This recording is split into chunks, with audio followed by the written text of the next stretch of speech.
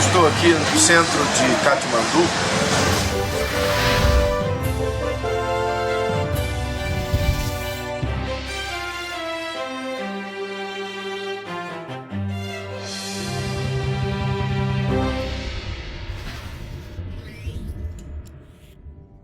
Lucas capítulo 5, verso 17, é um texto conhecido de todos.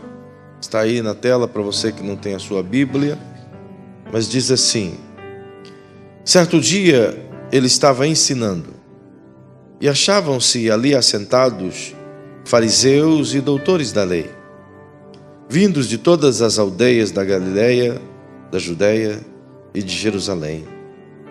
E o poder do Senhor estava com ele para curar. Alguns homens, transportando num leito um paralítico, procuravam introduzi-lo e pô-lo diante de Jesus. Não achando por onde introduzi-lo, por causa da multidão, subiram ao telhado e por entre as telhas o baixaram no leito até o meio de diante de Jesus. Vendo-lhes a fé, disse Jesus ao paralítico: homem, os teus pecados te são perdoados. Os escribas e os fariseus começaram a pensar: quem é este que diz blasfêmias? Quem pode perdoar pecados, senão só Deus? Jesus, porém, conhecendo os seus pensamentos, respondeu-lhes: por que pensais essas coisas em vossos corações? Qual é mais fácil? Dizer, os teus pecados te são perdoados, ou dizer, levanta-te e anda? Ora, para que saibais que o Filho do Homem tem sobre a terra poder de perdoar pecados, disse ao paralítico: a ti te digo, levanta-te, toma o teu leito e vai para a tua casa. Levantando-se ele imediatamente na presença deles, tomou o leito em que estava deitado e foi para casa, glorificando a Deus. Todos ficaram maravilhados e glorificaram a Deus.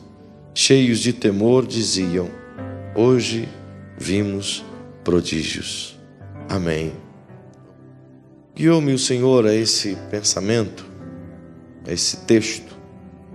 Embora estivesse planejado estar convosco, falando-vos dentro da temática, se bem que isso não foge àquilo que venho trabalhando todas as quartas-feiras, que posso estar com vocês pregando.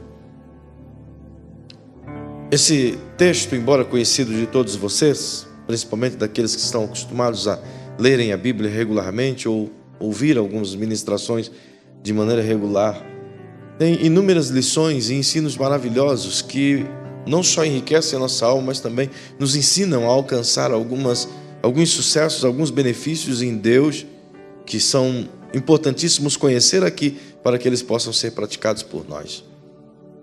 E algumas verdades estão muito claras nesse texto, outras você precisa observá-las sobre a ótica do Espírito para compreendê-las.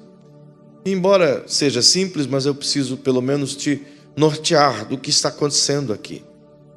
O fato é que Jesus havia voltado de uma série de ministrações fora do seu contexto de cidade, e ele decide vir a Cafarnaum.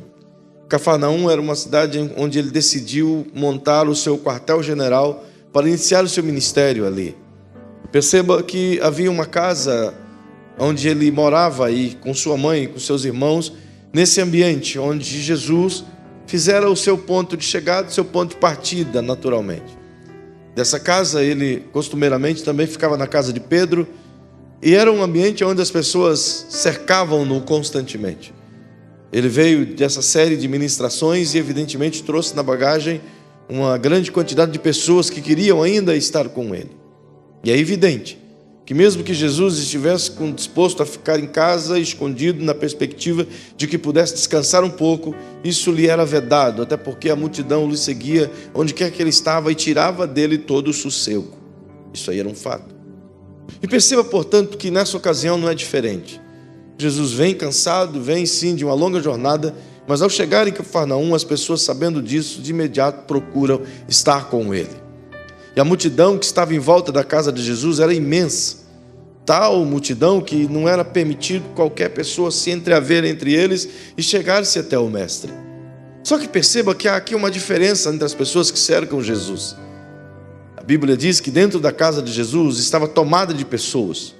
Imagine que o ambiente da casa deveria ser dentro dos padrões judaicos da época, era portanto uma sala grande que misturava-se entre cozinha e sala sem repartição, e geralmente tinha um outro ambiente, no máximo 2 ou 3 ambientes, que separava quartos, era portanto lugares onde a família se distribuía, mas o ambiente maior era sala e cozinha tudo junto, onde não havia mobílias como nós temos hoje, bastante móveis. No costume hebraico era simplesmente uma mesa e um fogão e algumas almofadas ao chão onde as pessoas se sentavam sob um tapete. Era, portanto, esse ambiente que imagino ser o ambiente que Jesus estava. Estava completamente tomado. Não apenas dentro da casa, mas em volta também estava completamente tomado de pessoas. E elas ficavam ali mesmo que não estivessem ouvindo o que Jesus estava a dizer.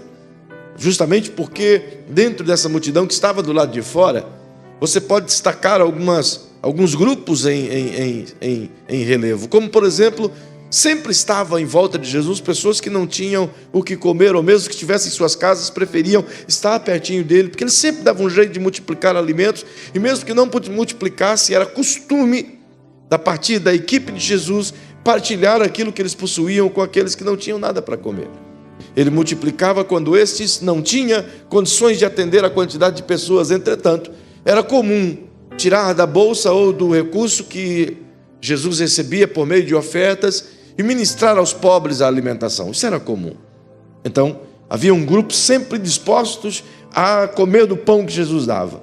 Esse mesmo grupo foi repreendido por ele no capítulo 6 do Evangelho de João, quando esperava que Jesus fizesse mais uma vez um milagre e multiplicasse o pão. Então ele diz: vocês só vêm a mim porque querem ver os sinais e o pão que eu multiplico. O outro grupo que se destaca ali, eu poderia chamá-los de grupo dos curiosos, daqueles que gostam de tirar selfie no momento que está acontecendo alguma coisa extraordinária. Estava por ali essa galera toda, sem dúvida nenhuma. Eles ficavam atentos a perceber qual que seria o momento em que Jesus estaria falando ou fazendo alguma coisa em específica, em que eles pudessem traduzir como: eu estive lá, eu vi aquela cena acontecer. Não é à toa que está aqui no final do texto, elas não somente se maravilham do que Jesus fez, mas sua fala de comum acordo é essa: hoje vimos prodígios. Significa, portanto, que uma grande parte estava ali porque gostava de ver, e na verdade todos nós gostamos de ver coisas miraculosas, né?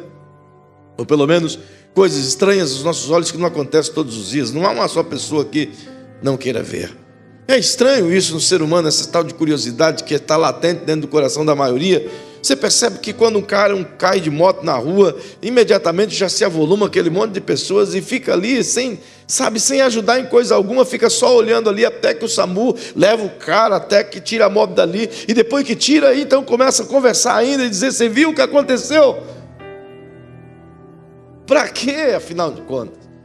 Interessante que o cara para de trabalhar, para de atender, para de vender, para de tudo, para ficar ali olhando o caboclo gemendo de dor no chão, ou simplesmente o corpo coberto por um jornal. Não é interessante isso? É uma curiosidade tamanha no ser humano que ele gosta de ver coisas que ele não está habituado a ver todos os dias. E aquilo vai ser assunto na sua mente e nas suas rodas de amizade por longo período. Aqui não era diferente. Essas pessoas também gostavam de ver coisas extraordinárias e sobrenaturais. E andar com Jesus lhes dava um privilégio tamanho, porque assim como a Lava Jato todo dia traz uma bomba para os seus ouvidos, no ministério de Jesus todos os dias trazia um milagre para aqueles que queriam ver. É interessante. De modo que havia entre os curiosos, entre os famintos, havia também aqueles que gostavam de seguir Jesus simplesmente para glorificá-lo. A cada coisa que acontecia, cada palavra que ele dizia, glorificações eram dadas. Isso é fato em todos os textos que você consegue ver a multidão andando com ele. E eu creio que se nós também pudéssemos andar com ele, iríamos glorificá-lo o tempo todo, ainda que fosse no tom de voz que cada um tem, baixo ou alto, mas ainda assim estaríamos glorificando pelo fato simplesmente de ver cada coisa maravilhosa acontecendo diante dos nossos olhos. Se a gente consegue glorificar com o testemunho de alguém que recebeu alguma coisa do Senhor, ou um milagre do Senhor, imagine poder ver o Senhor fazendo o próprio milagre acontecer. Então é um motivo para glorificação. Havia também, junto a essa multidão, o grupo daqueles que faziam parte dos escolhidos, ou seja, dos discípulos, que se comprometeram um pouco a mais a estar com Jesus, não somente no momento de festa, não somente nos momentos de alegria, ou nos momentos em que pudesse estar ensinando, mas também nos momentos em que estivesse padecendo necessidades, ou enfrentando dissabores. São aquele mesmo grupo que quando Jesus saiu de Cafarnaum, da praia, em direção a Gerasa, do outro lado do mar da Galileia, os barquinhos o acompanharam. Essas mesmas pessoas que atravessaram o mesmo mar em tempestade, que enfrentaram a tempestade só para acompanhar Jesus, isso aqui já dá uma mensagem. Esse mesmo grupo pode ser chamado de seus discípulos, que não deixavam Jesus por nada, não largavam ele por nada, ficavam colados nele o tempo todo, e estavam aqui agora outra vez envolvidos dentro desse corpo. Perceba que além desses 4 tipos de grupos que aqui estão em volta da casa de Jesus, eu percebo um grupo cruel, drasticamente cruel, que não está em volta da casa de Jesus, mas está em volta de Jesus. Isso é incrivelmente terrível, porque o grupo que permeava dentro da casa de Jesus, digamos que Jesus estava no centro de sua sala, e em volta dele, o esquadrão de elite em volta dele, impedindo as pessoas que queriam estar de fato perto de Jesus, não era o grupo dos famintos, não era o grupo daqueles que adoravam, não era o grupo daqueles que serviam ele, o seguiam, não era o grupo daqueles que gostavam de ver os milagres, mas os que estavam dentro do ambiente da casa de Jesus, os que estavam mais próximos, que podiam ouvir a sua voz, podiam ver o piscar dos seus olhos, podiam ler os seus lábios, era justamente o grupo de escribas, fariseus e saduceus. Uma classe de gente que pode ser destacada em 2 grupos também. O grupo dos fariseus é um grupo religioso político, onde detém a maioria da massa pobre e que domina parte da hegemonia política de então, mas que tinha poder sobre o templo, porque tinha a massa na mão. Entre esse grupo político havia os saduceus, que eram os metidos à alta cultura, à alta classe, à riqueza, era um grupo menor, mas que detinha um poder maior pelo poder financeiro que possuíam. Entretanto, havia, junto a esse grupo político, um outro que é chamado de escribas. Esses também oriundos do templo, debaixo do comando de Anás e Caifás, sacerdotes da época, eram os que escreviam a lei, eram os que ensinavam a lei, eram os que traduziam a religião para os ouvidos do povo. Eram aqueles em que determinava como deveria andar, que interpretava a lei de Moisés, que trazia o entendimento à mente daqueles que estavam obscuros. Eram aqueles que era para trazer a paz e o cumprimento da palavra a uma nação completamente obscurecida pela religiosidade humana. Eram os escribas, gente que podia dizer alto nível de cultura, alto nível de capacidade, gente da alta classe judaica. Então estavam dentro dessa casa de Jesus, junto a Jesus, não apenas os seus 12 discípulos, mas esses caras que deveriam estar do lado de fora, eram os primeiros a estar dentro da casa de Jesus. Não que Jesus os tivesse convidado, até porque Jesus não dava moral para essa gente. Ele elogiava-os, e os elogios de Jesus eram assim: hipócritas, seus raça de víboras, seus fariseus, sepulcros caiados. Ele gostava de elogiar essa gente, mas só nesse nível de elogio. E o que é detalhe, ele elogiava cara a cara, olhava para o indivíduo e dizia: você parece um sepulcro caiado. Para o outro dizia: seu hipócrita, sabe? Então, Jesus não tinha apreço, que sabia que eles não estavam lá para aprender, sabia que eles não estavam em volta dele para ouvir a sua mensagem, para enriquecer o seu conteúdo, e nem tampouco para encher os seus corações com a verdade do Evangelho, mas estavam ali para tentar achar alguma coisa em que pudesse pegar de Jesus uma falha, para o criticar, o condenar, rebater, confrontar e tirar a autoridade que ele havia estado junto ao povo ministrando. Ora, quem gostaria de ter um grupo desse caminhando lado a lado o tempo todo? Só que o que eu acho incrível é que você não vai ver em nenhum momento Jesus dizendo: ô cambada, vaza fora, dar o lugar de vocês para os outros. Você não vai ver. Você vai ver 3 anos e meio esses caras perseguindo Jesus, e você vai ver Jesus sempre tolerando eles, exceto aquele dia no templo em que Jesus perdeu a cancha, mas perdeu a cancha com elegância e derrubou as mesas e os cambistas. Não bateu em ninguém, mas bateu nas mesas e tudo mais. Fora isso, você vai vê-lo sempre tolerando, dando respostas sábias, ensinando, tentando arrancar a dureza do coração deles e mostrar a meiguice do evangelho. Entretanto, esses caras estavam aqui tomando outra vez o lugar daqueles que realmente deveriam estar. Então, em meio a isso, eu destaco uma coisa aqui interessante. Utilizando esses caras, perceba que a Bíblia diz que a casa estava cheia, em volta da casa estava cheia. Então eu suponho que em volta da casa também tinha mais gente doente, também tinha mais gente necessitada. Porque esses caras que chegaram aqui, esses 4 amigos, que uma vez eu disse que todos nós temos que ter 4 amigos loucos, pelo menos 4, que estão dispostos a fazer tudo para nos ajudar. Esses 4 malucos que estão aqui, eles decidiram ajudar o seu colega que está acamado, que está paralítico, que não tem saúde. E eles andam em volta, eles tentam achar uma brecha, mas quem é que quer dar lugar? Quem é que queria ceder a vez? Quem é que ia abrir espaço para eles entrarem? Se a casa já era apertada, ninguém iria fazê-lo. É mais ou menos igual a senha de INSS. Você não quer dar lugar para ninguém, óbvio. Perceba que em volta daquela multidão toda, esses 4 amigos se separaram, e a Bíblia diz que eles tentaram achar um meio de colocar o cara mais perto de Jesus. Então você tem os entraves que impedem as pessoas que estão do lado de fora se aproximar de Jesus. Esses 4 amigos não tinham só a multidão como impedimento, tinham as paredes como impedimento, e tinham os escribas e os fariseus como impedimento, e tinham os discípulos como impedimento. São barreiras intransponíveis.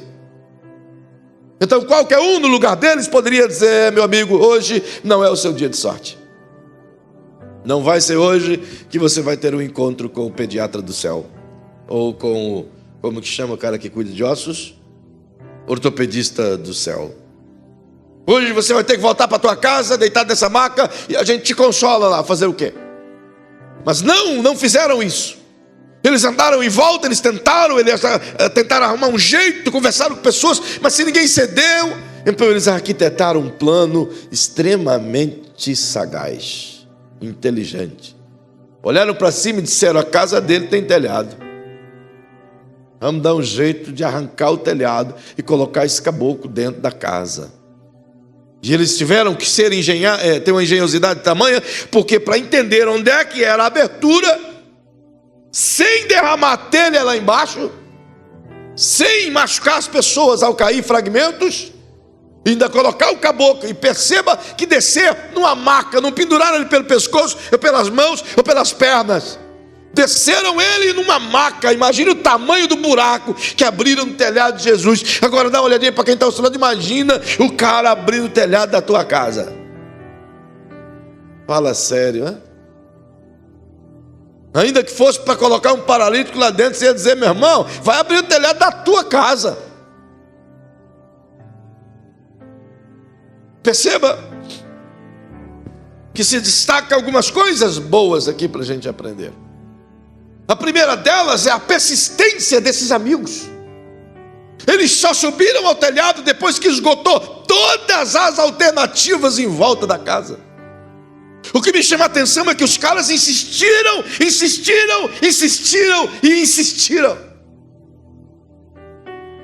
E a gente olha geralmente para quem alcança o sucesso em alguma área da vida, e a gente quer saber o segredo. E o segredo poderia dizer sorte. Não, sorte não existe nessa parte. A Bíblia diz, e isso é uma resposta legal, porque alguém diz: pô, fulano se deu bem na vida porque o cara tem uma sorte da pega. Não. A Bíblia diz que a sorte e a chuva vêm sobre todos. Assim como o sol nasce para todos, a sorte veio para todos. Agora, o aproveitamento dela cabe a nós. E às vezes a gente olha as pessoas que querem alcançar objetivos práticos definidos, mas não estão dispostas a ultrapassar os obstáculos mais incríveis para chegar aonde ele quer chegar. De acordo com o tamanho da nossa conquista, vai ser o tamanho das lutas que teremos que desafiá-las. Daí entra a nossa predisposição para fazê-lo. Se queremos alcançar níveis maiores, devemos estar prontos a pagar preços maiores. Se queremos alcançar patamares superiores na vida profissional, devemos estar dispostos a pagar alto preço para galgar posições superiores.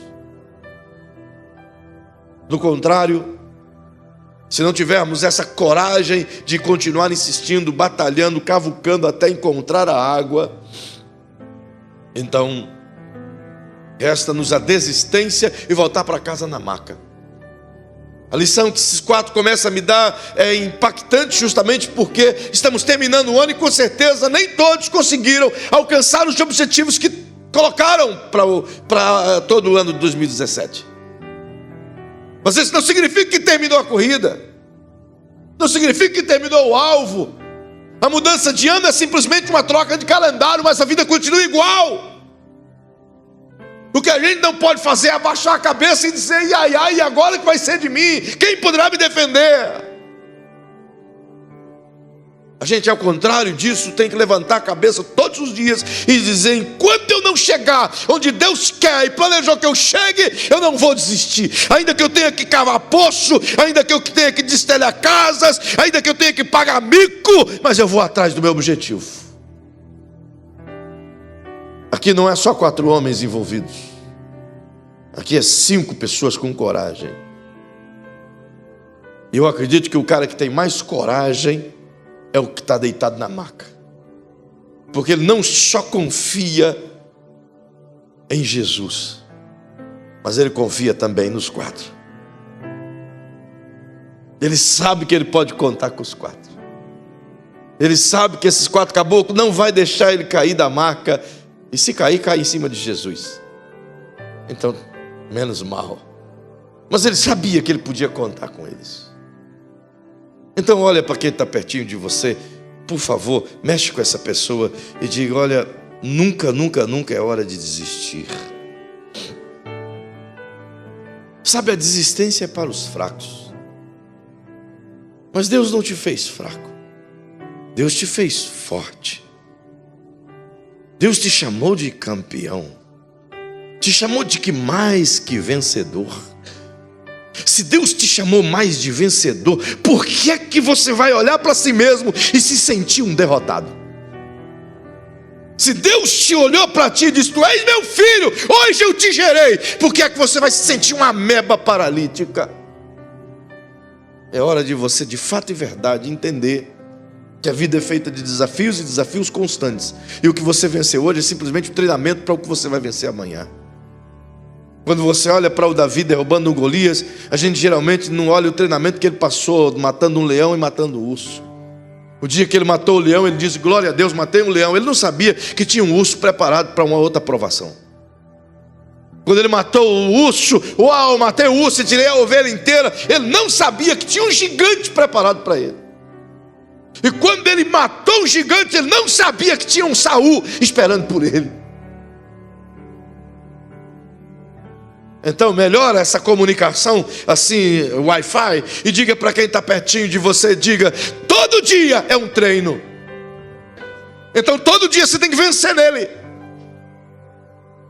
Sabe? Não deu hoje, irmão, continua tentando, que vai dar certo amanhã. Não significa que a minha tentativa de hoje vai resultar sempre em vitórias. Pode resultar em fracasso, mas aí eu tenho que avaliar onde é que foi que eu errei, para amanhã de novo eu tentar outra vez. Não podemos simplesmente olhar para as dificuldades e desistir delas, daqueles alvos que estabelecemos. Vocês hão de concordar comigo que esses homens aqui, eles têm toda a razão em chegar no ouvido do camarada e dizer: meu chapa, nós tentamos, nós fizemos o melhor que pudemos. Você viu que não tem jeito de você entrar lá, sabe? Vamos deixar para outro dia, a gente arma um jantar lá em casa, um churrasquinho. Quem sabe a gente leva Jesus lá. E aí, né, a coisa fica diferente. Mas ao contrário. Eu imagino que quando eles saíram de suas casas, eles saíram com a mentalidade assim: hoje você vai andar. E talvez até o que estava deitado na maca podia até ter algum tipo de dúvida, porque ele não andou com Jesus e não ouviu, e nem tampouco pôde ver algum dos milagres que Jesus fez. Então eu suponho, é uma suposição, que talvez na caminhada junto com aqueles 4 amigos, talvez ele até possa ter dito: gente, será que isso vai dar certo? Vamos falar sério, gente. Ó, meu estado, será que vai dar certo, cara? Não é melhor a gente ficar quieto? E aí, enquanto eles estão tentando, achou uma brecha, o outro diz: olha, até agora não tem jeito, para ninguém deixa entrar. Eu imagino que no coração de quem está deitado, sabe, porque o cara está deitado. A gente nunca se coloca no lugar de quem está doente. Mas se você se colocar no lugar de quem está enfermo, a perspectiva muda.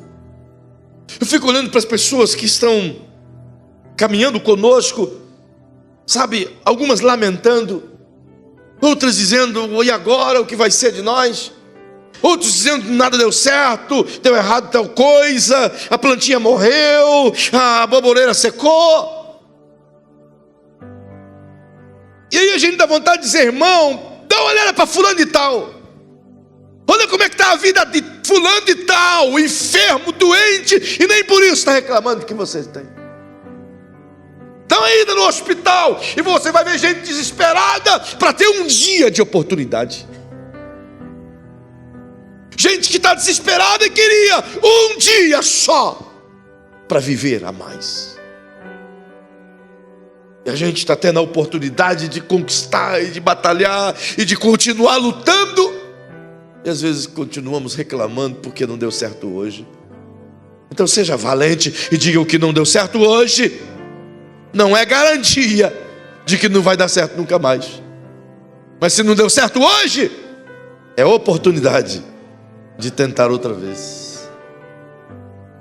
Às vezes eu questiono com o Senhor e digo: Paizinho, por que às vezes a gente ora por alguém e o Senhor cura na hora, e depois a gente ora por pessoas com necessidades iguais e demora, e a gente ora e o Senhor demora tanto? Por quê? Então, dentre muitas as respostas, uma delas que ele tem me ensinado é que toda conjuntura de um milagre envolve uma quantidade enorme de tratamento de outro. E um dos tratamentos é a necessidade de continuar orando por tal pessoa. Sabe? Uma das necessidades é continuar sendo misericordioso com tais pessoas. Por isso é necessário se colocar no lugar de quem sofre. Porque não somente a gente passa a ver o que ela sente, mas a gente também passa a valorizar o que estamos tendo. Logo perceba que esses caras nos dão uma lição de perseverança. Decidem então subir no telhado e dar um jeitinho de arrancar as telhas com cuidado e descer o camarada sobre a maca. Eu penso, pastor Hélio Júnior, que descer o camarada sobre a maca não era difícil. Sabe, eu creio que não era, pastor Osni. Eu acho que o difícil foi subir o camarada lá em cima. Entende? As casas não eram baixinhas, eram feitas de pedras. Segundo Joséfo, de aproximadamente 3,20 metros a 3,60 metros de pé direito. Então são casas altas, justamente por conta da quentura. Então imagina puxar um cara sem deixá-lo cair. Mais difícil do que descer era subir lá em cima. Eles não questionaram obstáculos, não questionaram os posicionamentos contrários.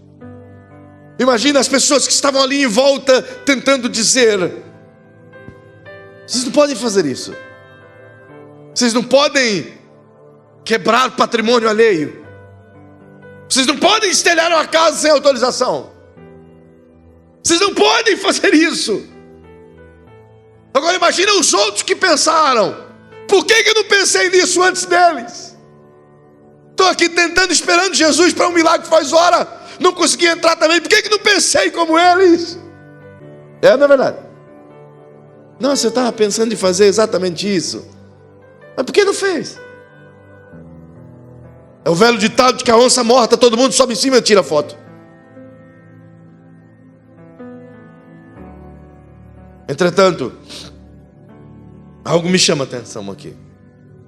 Logo no início desta cena. Perceba que o Lucas diz que Jesus estava ali ensinando e que a unção de curar estava sobre ele. Isso é muito interessante. Ele diz: e o poder do Senhor estava com ele para curar. O que quer dizer Lucas aqui? Ele não quer dizer que com a maca desceu o poder de Jesus, ou sobre Jesus. Não quer dizer que quando ele viu o paralítico, então ele foi envolvido do poder de Deus. Ele quer dizer que enquanto eles estavam do lado de fora tentando achar uma brecha para entrar, enquanto eles estavam do lado de dentro ensinando, ouvindo Jesus, e as pessoas estavam tudo em volta, enquanto todo mundo ouvia, a unção já estava ali. O poder de curar de Jesus já estava nele. E o que quero dizer com isso? É que ninguém fora curado antes. Nessa cena. O paralítico foi o primeiro. O que aconteceu então? Porque as pessoas que estavam ali com necessidades tamanhas não obtiveram a cura tanto quanto esse homem. Eu vou te elencar pelo menos 3 coisas. A primeira é a desistência de seus objetivos. Se não conseguiram entrar, deixa para outro dia. A segunda é o tamanho das dificuldades expostas. Eles não tinham apenas a consciência de atravessar as pessoas, mas de entrar na casa de Jesus diante de escribas e fariseus, nos quais todos se conheciam. Então é uma dificuldade maior. Terceiro, seus corações estavam inteiramente inflamados pela incredulidade e pela crítica do que pela necessidade. É por isso que esses camaradas, ninguém ajudou Jesus nos fatos, nem os discípulos. Esses camaradas, eles questionam e dizem: quem é ele para perdoar pecados? Só Deus pode perdoar. O coração das pessoas que estavam ali não estavam focadas em Jesus, mas focadas no que Jesus poderia cometer de falha. E em razão disso, a contaminação da incredulidade leva as pessoas a estarem diante de uma grande oportunidade de milagre, mas não percebê-las. Isso me leva a tentar te mostrar que não poucas vezes nós deixamos ou permitimos que a bênção de Deus escape por ouvirmos as pessoas que estão ao nosso lado, por convivermos com pessoas incrédulas, por darmos lugar à dúvida que alguém semeia no nosso coração. Alguém consegue plantar um pé de será dentro de sua alma, e o será gera toda uma bombástica dúvida, e aquilo que estava na tua mão é imediatamente retirado. Não há nada mais terrível para Deus do que a dúvida. Não há nada mais que deixa Deus irritado, triste, do que a dúvida. A coisa que Deus mais detesta é quando alguém não crê nele. Mas a coisa que Deus mais ama é quando ele vê alguém crendo nele. Sabe? É por isso que a Bíblia diz que sem fé é impossível agradar a Deus. Agora, eu sei que você está vivo, mas pergunte para a pessoa que está pertinho de você e diga assim, sem fé é impossível deixar Deus feliz. Então diga, quer deixar Deus feliz? Age pela fé. A fé promove o coração de Deus a um nível de alegria. E quando Ele está alegre, então a gente é fortalecido. Mas à medida que o coração se enche de fé, é a mesma medida que as sementes de dúvida são plantadas. Se você conseguisse contextualizar o texto, você não imagina a quantidade de questionamentos que essas 4 pessoas e esse paralítico receberam antes de descer lá. De convir comigo de que isso certamente foi uma enxurrada de críticas, de até zoação. Não é verdade? Se coloque no lugar deles. Se coloque nessa brecha e veja o que diriam as pessoas que caminham com você. Se coloque no lugar deles. Nem precisa ser um paralítico, mas se coloque no lugar deles, do seu problema, e tenta trazer na tua memória o que as pessoas têm dito. Quando você diz, Deus vai me ajudar nisso, traga na sua memória. Você vai ver que as mesmas pessoas que caminham do teu lado, que às vezes sentem dó de você, são as mesmas que dizem, se conforma, acho que não vai dar certo, sossega. Será que Deus te ouve mesmo? Será que o que está fazendo vai dar certo? Então, joga o teu braço profético sobre o ombro de quem está ao seu lado e diga para essa pessoa, se tem alguém que você tem que ouvir, não são as pessoas ao seu lado, mas é o Espírito Santo no seu ouvido. Pare de ouvir o que elas dizem. Pare de dar ouvido aos incrédulos. Ouça Ele. Ouça Jesus. Ouça o que Jesus te diz. Ouça o que a palavra de Deus te diz, irmão. Se essa palavra te dizer alguma coisa, está dito. Se essa palavra te disser alguma coisa relativa a você, relativa à tua situação, relativa à tua vida, pode ter até diagnóstico médico, você pode ter até aquelas fotos da tua coluna, seja lá do que for, pode ter o que quiser, mas se essa palavra te garantiu cura, te garantiu bênção, te garantiu prosperidade, então eu fico com essa palavra.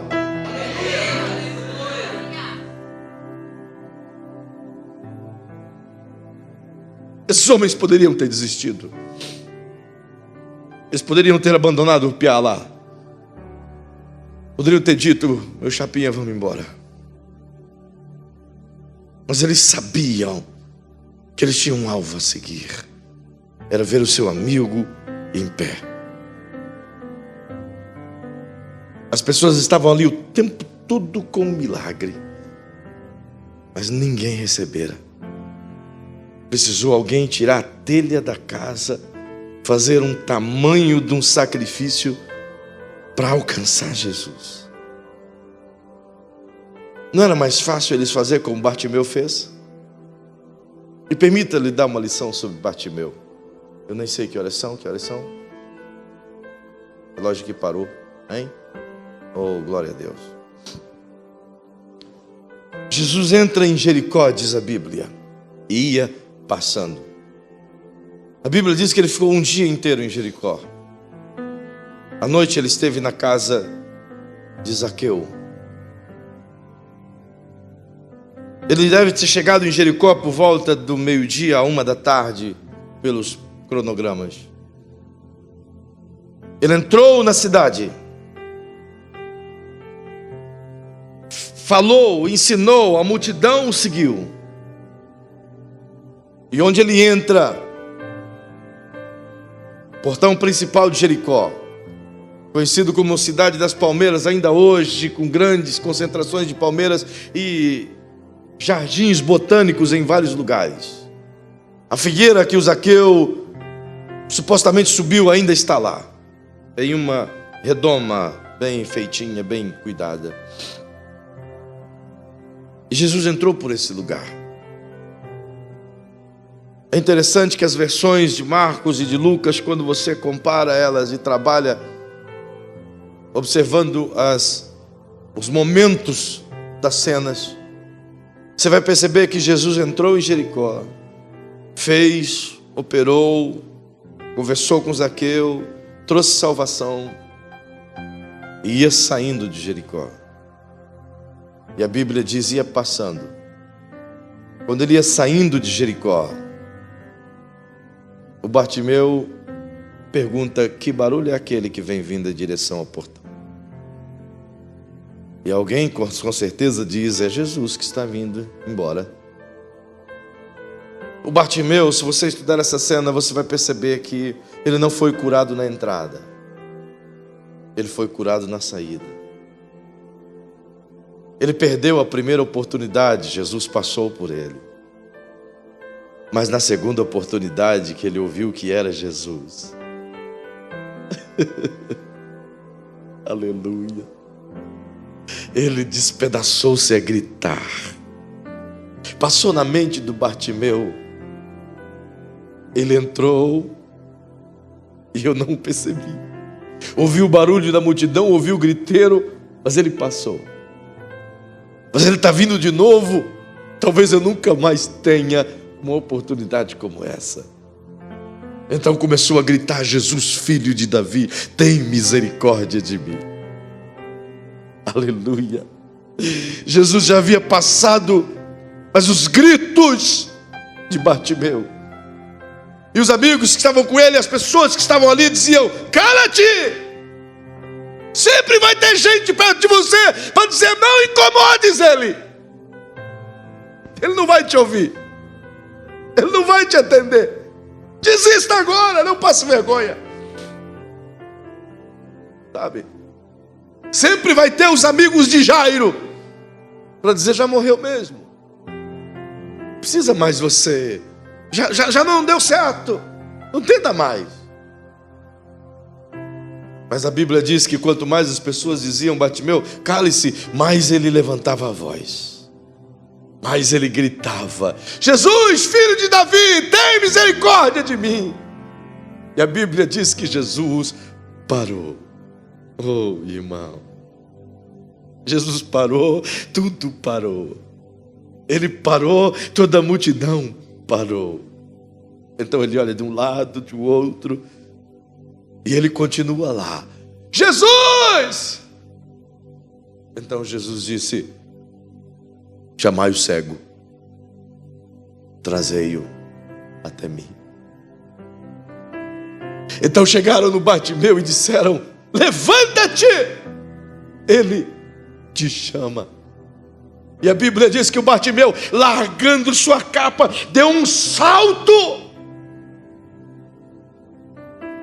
Então levaram ele até Jesus. Ele era cego, então foi guiado até Jesus. A essa altura eu começo a ver as pessoas batendo no ombro, ele passando, as pessoas batendo no ombro, dizendo: oh, ele te chamou, o mestre te chamou, oh, Bartimeu, ele te chamou, Bartimeu, é a tua chance. Então ele vai no trajeto pensando: ele me chamou, ele me chamou, ele me chamou. Oh, irmão, você já podia ter glorificado, mas tudo bem. Quando chega diante de Jesus, a pergunta mais maravilhosa que Jesus pode fazer a um homem: o que queres que eu te faça? Imagine o mestre chegar em você aqui esta noite e te olhar nos olhos e dizer: o que queres que eu te faça? Ele está dizendo: eu tenho o céu inteiro, eu tenho as estrelas, eu tenho o sol, eu tenho o mar e tudo que nele há, eu tenho a terra, eu tenho todo o reino. O que queres que eu te faça? Bartimeu disse: Senhor, eu deixei a bênção passar ontem, mas hoje eu não vou deixar. Eu só quero ver. Aí Jesus disse: só isso? Só. Então veja. E ele viu o rosto mais meigo, os olhos mais gentis.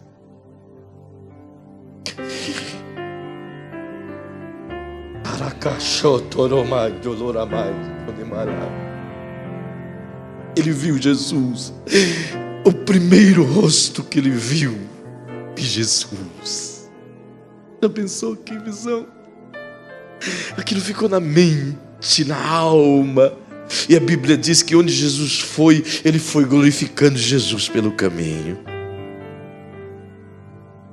Se tornou um discípulo de Jesus. Ora, caixa, uma raça.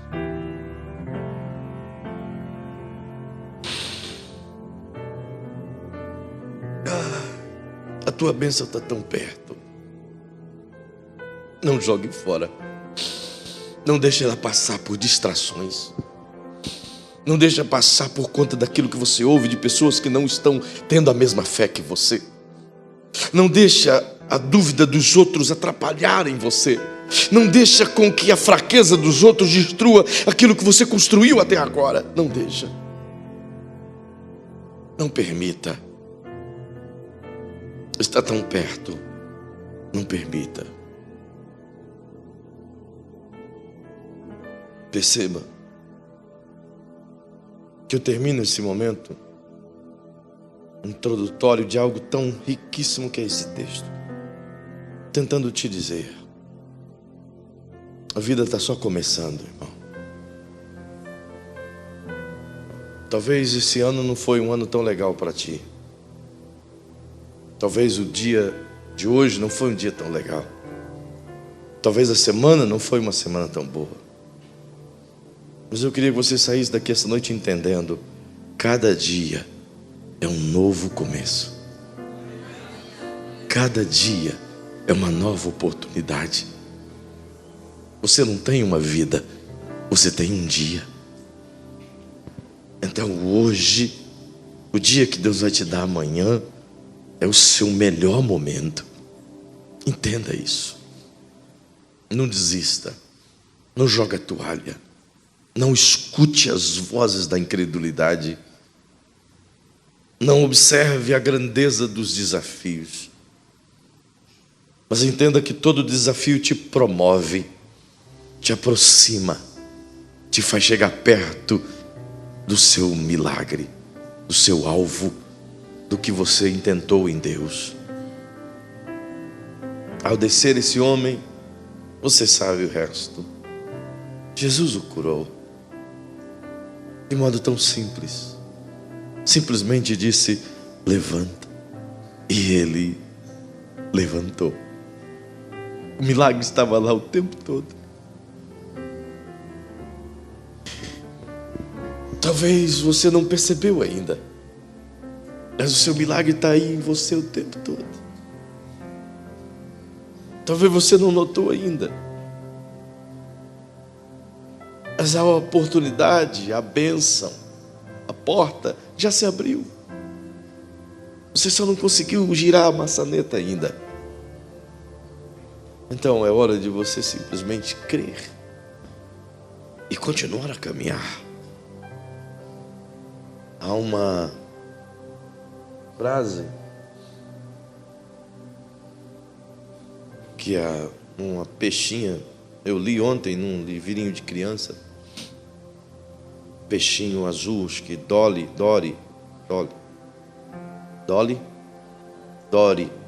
é refrigerante. Dory.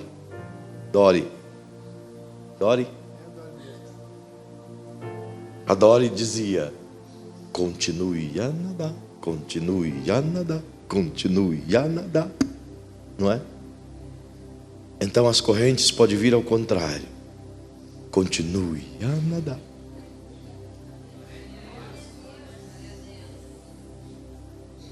Oh, Espírito Santo, fique em pé. Canta comigo assim. O vento balançou meu barco em alto mar, o medo me cercou e quis me afogar, mas eu clamei ao Filho de Davi, ele me cante. Por isso estou cante. O vento ele acalmou, o medo repreendeu, quando ele ordenou, o mar obedeceu. Diga: não temo mais o mar, pois firme está minha fé, no meu barquinho está Jesus de Nazaré.